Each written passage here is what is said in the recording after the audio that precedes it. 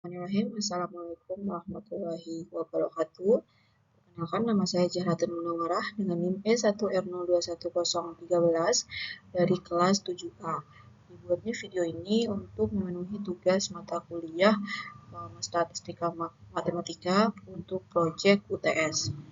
Di sini ada pun yang akan kita bahas dalam video kali ini, yaitu tentang kasus distribusi khusus, diskrit, dan kontinu.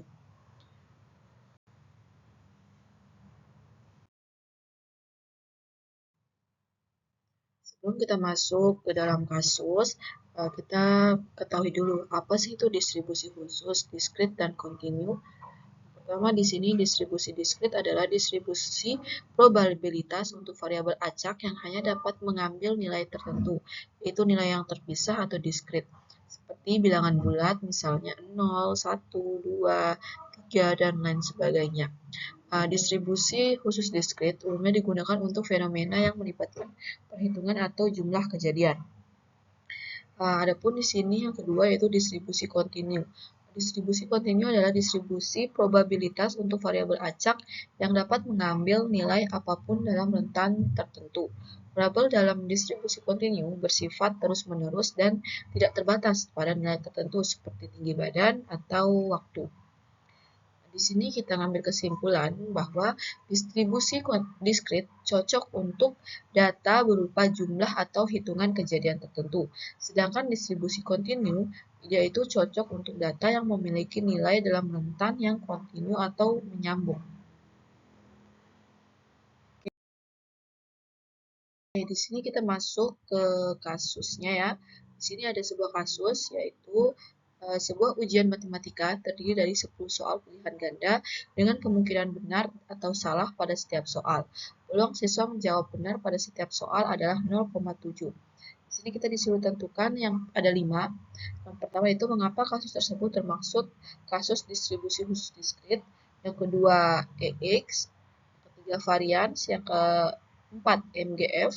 Yang kelima kita cross check jawaban B dan C itu melalui MGF.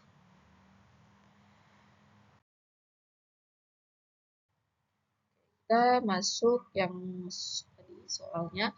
Yang diketahui dalam soal yaitu N sama dengan 10 atau jumlah soal. Yang kedua itu P 0,7 yaitu peluang menjawab benar pada setiap soal. Kita akan menjawab bagian A-nya. Kasus ini termasuk distribusi binomial.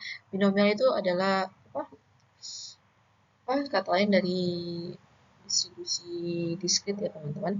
Maksudnya termasuk distribusi binomial karena yang pertama, setiap soal merupakan percobaan yang independen dari soal lainnya. Yang kedua, ada dua kemungkinan hasil untuk setiap soal benar atau salah. Yang ketiga, peluang sukses atau jawaban benar tetap sama pada setiap soal yaitu 0,7. Yang terakhir itu variabel acak X menyatakan jumlah soal yang dijawab benar dari total 10 soal. Yang kedua ini kita akan menjawab tentang ekspektasi atau EX. Ekspektasi adalah rata-rata pada distribusi binomial dihitung dengan rumus EX sama dengan N dikali P, yang dimana N-nya tadi sudah diketahui bahwa N-nya sama dengan 10, P-nya 0,7. Maka kita langsung substitusikan ke dalam rumus, yaitu 10 dikali 0,7 sama dengan 7. Jadi kita dapat ekspektasi EX-nya itu yaitu 7. Yang ketiga yaitu varian atau varx. Varian pada distribusi binomial adalah yang di sini rumusnya varx sama dengan n dikali p dikali 1 min p. Dan di sini kita menghitungnya dengan nilai tadi sudah diketahui dalam soal, n-nya itu 10 dan p-nya sama dengan 0,7. Kita masukkan ke rumus dan kita mendapatkan hasil 2,1.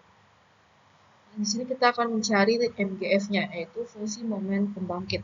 Untuk distribusi binomial diberikan di sini ada rumus mx terhadap p sama dengan 1 min p plus p dikali p pangkat p dikuadratkan n. Kita substitusikan lagi p dan n-nya, yang mana p-nya itu 0,7 dan n-nya itu 10. Sehingga mx terhadap mxt-nya sama dengan 0,3 plus 0,7 dikali E pangkat T pangkat 10. Di sini kita akan cross check nih apakah B dan C-nya itu bisa kita cross check dengan menggunakan MDF dengan menggunakan turunan pertama dari MXT pada T sama dengan 0, kita bisa mendapatkan EX-nya sama dengan 7.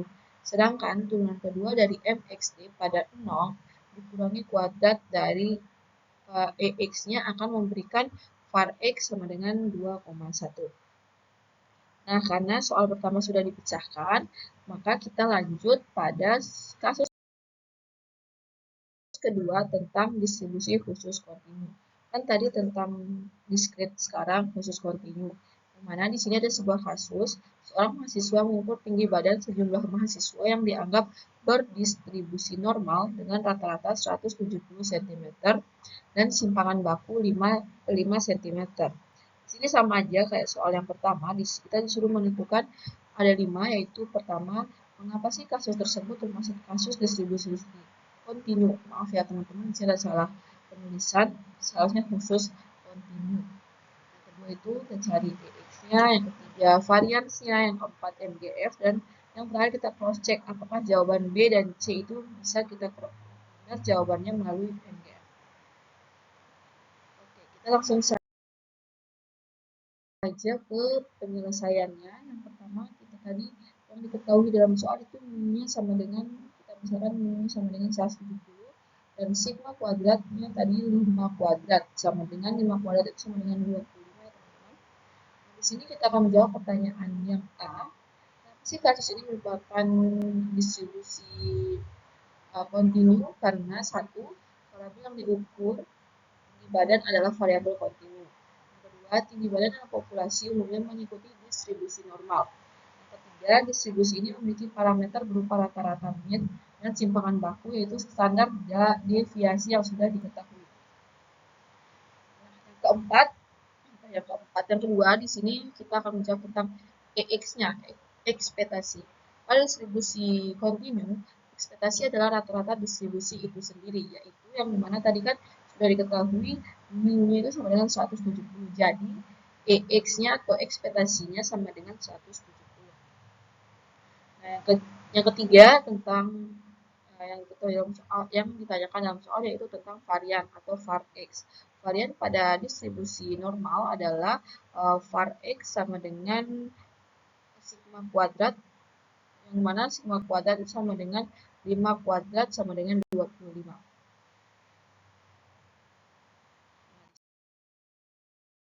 Sini kita akan menjawab yang bagian D, yaitu MGF. MGF untuk distribusi kontinu dinyatakan sebagai, di sini ada sebuah rumus, yaitu MXT sama dengan EXP dalam kurung UT ditambah 1/2 sigma kuadrat dikali T kuadrat. Yang dimana diketahui dalam soal yaitu mu-nya sama dengan 170 dan sigmanya sama dengan 25. 25 itu dari 5 kuadrat ya teman-teman.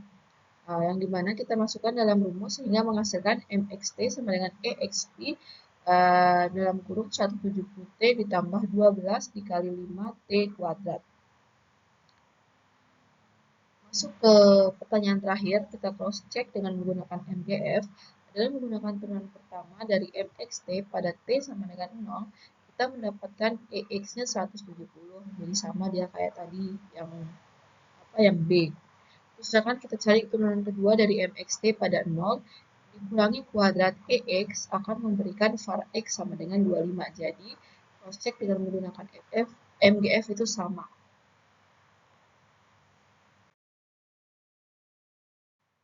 Mungkin itu saja yang dapat saya sampaikan. Lebih dan kurangnya saya mohon maaf. Akhir kata, Assalamualaikum warahmatullahi wabarakatuh.